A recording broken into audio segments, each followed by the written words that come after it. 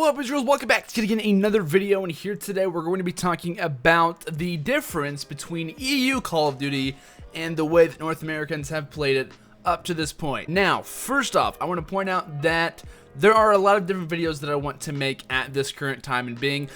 There will be a predictions video, a very massive predictions video getting ready to come up this weekend for the qualifier for Season 1 of the Call of Duty World League, which is going to be fantastic. I've been watching and writing down a crazy ton of notes, all in that notebook, which you can't really see all the way down there. There's notes filled packed with it, and I'm going to talk about everything that has to do with that. It's probably going to be like an hour-long video, to be completely honest. I don't really know too much about EU and ANZ for the most part, but coming from the NA side of things, I have a lot of stuff to tell you guys about, a lot of interesting, and probably some predictions that you will find questionable, most likely. So I'm just letting you guys know that ahead of time. Now, first of all, whenever making this video, I know when some videos are going to, get a lot of views. There's going to be some videos, I knew whenever I made that specialist video, which I thought had a lot of good info on it, I knew that wasn't going to reach, a good amount of views. I mean, when I say a good amount of views, I mean, people are really going to be impacted it. I'm going to see people tweeting me and saying, oh, that's a good video, because the title just doesn't make people interested, and that's not my goal. My goal isn't to make videos seem, oh my gosh, click this here,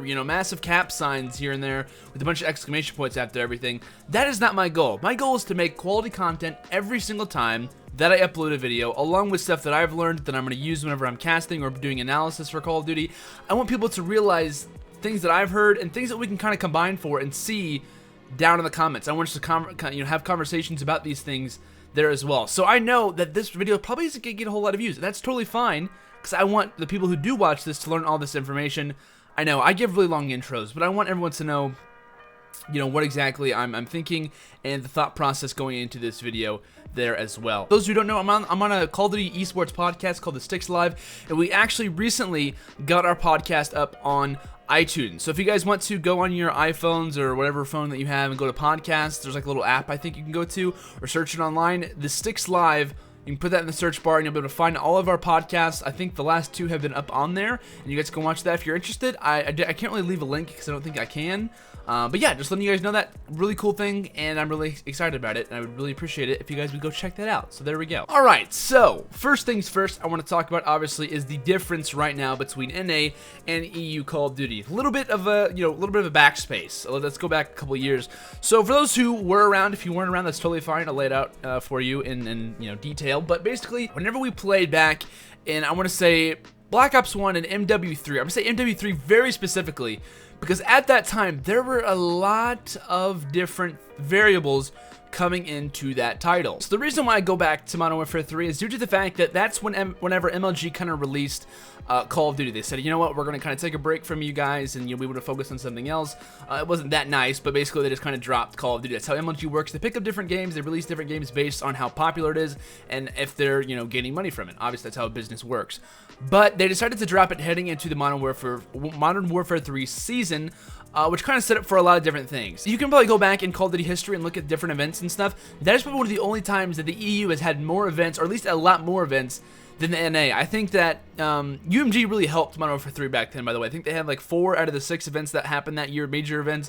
I think besides UMG, there was like Frag Cup, and there was Call of Duty XP. And for the EU, there was, countless events. I'm going to say that there was maybe like 11 or 12. And while I said I think Call of Duty for NA had like 6 or 7. So there were a lot more events for the EU. They had a lot more information, and kind of, in a way, it was, the NA needs to head over to the EU if we want to play these events. I mean, there were major tournaments like EGL that were kind of building up. There was DreamHack. There was actually a DreamHack event at that time as well. And we saw kind of the North American side come over to the EU, and they'd meet each other, and you really didn't really know who was going to win. There were teams like Apex who had a bunch of different rosters. Everyone else, Opti Gaming, they were a fantastic team, during Modern Warfare 3 too. So there were a lot of, variants of, the NA side coming over to the EU. This is like the first time it's ever happened, and we got to see the differences of the 2 teams kind of compete against each other. At least it wasn't that strange to see a EU team to beat a NA team the way it is today. Obviously it was kind of an upset, but it wasn't as big of an upset at the time. The whole reason why I'm saying this is because EU teams and NA teams played completely different in a matter of different ways. Whether it was in Search, was probably the most well-known. You can definitely tell the difference more in Search and Destroy than any other game type. And that's what we kind of see today. When we have these World Finals events, whenever we have the Call of Duty Championships, when teams from all over the world come to play, you can see the differences. There was one team, I think, in Black Ops 2 for COD Champs. There was one team, I think, might have been from like Korea. I can't remember the exact location, but they were walking around with riot shields, and it was like it didn't really make sense, and obviously they got destroyed. But you can kind of tell these teams aren't used to. You kind of see the different playstyles that they have. And for right now, as I was talking about from MW3, there was a major difference in that also. But heading into Black Ops 3, there's been one event, well, I would say a showcase for NA. Obviously, we'll have this weekend, we'll have our first official event. But this past weekend, we had AM2 Pro, which actually had, I think it was in like Peterborough. I forget, I'm just going to call it AM2 Pro, I'm sorry. So that event, obviously, it was a major EU tournament. A lot of the main teams showed up, and it was a fantastic event to watch. They did have some issues. AM2 Pro is not, the most well-known organization to run events, but they still had a pretty good event. I would say gameplay-wise, it was fantastic. Really enjoyed watching it, and Millennium and Infuse had a fantastic grand final. I think it went to 2 best-of-5s. The first best-of-5 went to Game 5, Round 11, and Millennium won, and then since Millennium came for the losers bracket, that forced the second best-of-5, and they ended up winning in Game 5, like Round 9 or Round 10. So it was a fantastic game as far as gameplay goes to watch, and there was a lot of things that I noticed in watching that tournament that weren't similar to how the NA side is playing things. And obviously, there's one event to go off of. Landon, why are you making a video about this when it's only been one event? The whole reason why I'm making this video is because what can come from this, the future of the different playstyles between the EU and the NA sides. So a couple of examples that I saw from the EU besides the differences between the NA. So basically in hardpoint, NA teams are very quick to rotate. They're very fast at rotating. They do a lot of team pushes and so on and so forth as far as hardpoint goes. Watching EU teams play, they seem to kind of do that, but every time they rotate, they make sure everyone is there. They're not at all, worried about contesting a hill when it has like 3 seconds and pushing a lot of different people on, which can work in some cases and can also hurt you in some cases. In Advanced Warfare, you couldn't do that. You can't just have, players rush to a certain hard point all at one time and only get like 4 seconds out of it, because it really didn't help you because of how much slang you really had to do with Advanced Warfare. However, in this game, it's a little bit different. Rotations mean a lot more, and the NA side seems to be rotating around, around like 9 or 10 seconds, which is not at all what we saw in Advanced Warfare, at least for the most part. On some hills, for instance, on Solar, when you went back Garage, you rotated like 15 or 16 seconds because that was like literally the money hill. And there are certain maps, obviously, that you can rotate. For instance, Grandma's Hill is a major one to rotate on, for certain, and for hardpoint at least. The weapons as well are a lot different too. In the ban/protect system, there was a bunch of different guns banned here and there. Secondaries are always going to be banned for the most part. You don't want to have the L-car being used or the RK5 and stuff. There are a lot of good secondaries that players automatically ban to kind of get rid of that AR secondary. But however, there were some ARs that the EU teams were using that you don't normally see NA teams rock with. For instance, the M8 obviously is the weapon of choice. Most teams are going to use that. However, whenever the M8 would be banned, or when the M8 wouldn't be used, or they banned certain attachments for it, which actually I'll get into in a second, when they would ban a certain thing or made a gun not usable, they would refer to a lot of different weapons that I honestly wasn't expecting to see. And normally you're going to see the XR2 kind of be that secondary AR for most teams. However, for the EU, I saw the KN-44 be brought out, I saw the Man of War be brought out, I saw the Shiva without high caliber being brought out, which is a very big deal. If you guys don't know, high caliber is basically an essential thing to have on the Shiva, but I saw that be used without high caliber, and I saw a lot of different weapons. As far as the NA side goes, once the M8's banned, you normally see things like the HVK. You can also see the ICR, and at times you'll see the Man of War as, like a secondary, to the M8. I would say it's like if the M8 is basically banned, but they didn't ban any attachments, you rock the XR2. If there are certain attachments that can't work for either of those guns, you kind of rock with whatever weapon. But there was a lot of weapons that I did not expect to be seen. At one point, I saw someone protect the KN-44, and I was like, why are we seeing someone protect that? And they used it, and they were very good with it. I think it was someone from Vitality. I can't remember who it was. But still, we're seeing a lot of different variations as far as weapons, and also for attachments. There was a major thing that I noticed for the EU side, for the fact that they were always trying to ban or protect grip. That seemed to be like their main attachment. They wanted to have that at all times. And also quick draw. I saw them ban quick draw a lot. Quick draw is kind of, it's obviously a very necessary attachment for pubs or whatever. But I've seen a lot of NA teams just, kind of throw out quick draw for the most part.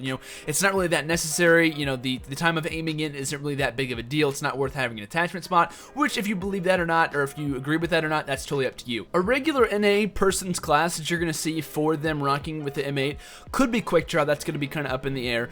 You'll most likely see them use something like high caliber. You'll see them rock something like long barrel. Obviously like a red dot sight, because, the regular iron sight for the M8 isn't that good. Depending on what they're using, thing. You know, they could also use something like a laser sight. Grip is and stock are always out there also, but you're normally going to see that kind of attachments. But for the EU side, they weren't ever using high caliber. They were rarely using long barrel, and they were using mostly stock, grip, and quick draw, which were major attachments for them. And for the NA side, compared to that, those are completely different guns. At least the attachments being used, it almost makes the guns be completely different. I also saw a lack of smokes being used in Search and Destroyer and for Hardpoint. A lot of the times, if you watch at least, what's that team? Complexity. I don't know why I forgot Complexity.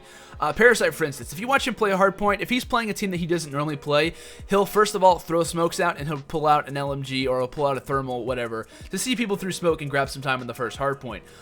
Which a lot of other teams do that as well. Not a whole lot of them do, but smokes are very effective in this game. And I don't think out of the, I would say, like, I watched a very good amount of the event, and I don't think I saw anything but EMPs be used for equipment or concussions be used for the EU side, which I thought was kind of interesting. You know, there also, there's just a lot of main differences right now going on between the EU and NA sides, which could just be learning the game, finding out what's good for each side. But I thought that was kind of interesting. I thought it's kind of, you know, whenever it comes down to these major events, you know, that will affect it, whether it's COD champs, whatever it may be. You know, these main events, we're also going to see the difference, the clash of how different weapons are used, how different specialists are used. Like I said, back in MW3, that was like the last time we've really seen a major difference. You know, in Ghost, everyone basically used the same thing. Whether you were using you know, the MTAR or shotguns or the Remington or the Vector after everyone started using it, and when it got you know, buffed, basically that's like the only weapon people would use. You know, there wasn't really a whole lot of different meta in that game. You know, heading into Advanced Warfare, it's the battle of the ASM-1. You know, if it wasn't banned, the ICR for a little bit of time. But besides that, those were the only weapons people used throughout the entire game. Black Ops 2, a little bit different, not a whole lot of, you know, difference. Obviously, the M8A7, the AN94, you know, for a while it was the Scorpion and then the MSMC. People use basically the exact same things, but it was a little bit different. Granted, but to me, MW3 was the main title where we saw so much difference. You know, there were some commentators who would often point out, they're saying, you know, these teams are playing so aggressive, and these teams are playing so much passive. I saw a lot of rushes coming out from the EU side as well in Search and Destroy, and for NA, teams usually tend to kind of back off unless they're using Overdrive.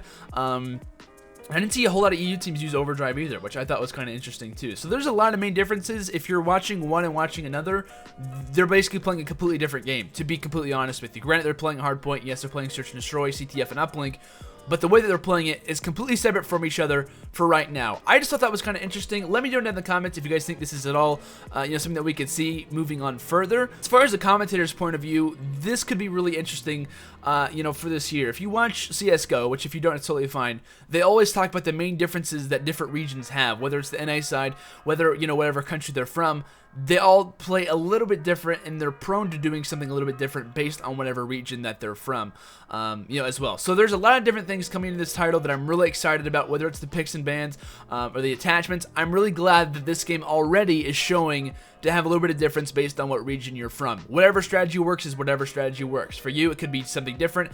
It could be the NA side that works for you. It could be the EU side of you. I'm honestly just happy to see a little bit of difference. I don't know if that makes anyone else excited or, you know, at least entertained at all, but I'm glad we're going to be able to see something a little bit different whenever you watch, you know, different tournaments or different teams. I'm really excited about that.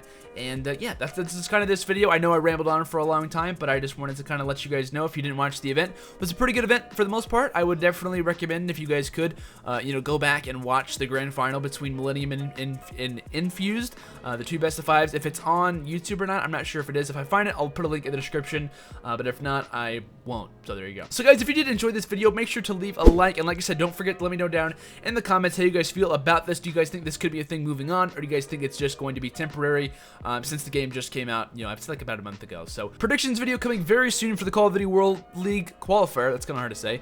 Predictions video coming for that probably Thursday or Friday. That's gonna be a very long video. Really excited to make that and use all the info that I've gained and kind of bring it up. So guys, thank you so much for watching this video. I'll see you guys all in the next one. Make sure to subscribe if you haven't already, and I hope you have a fantastic day. See you all later, and peace out.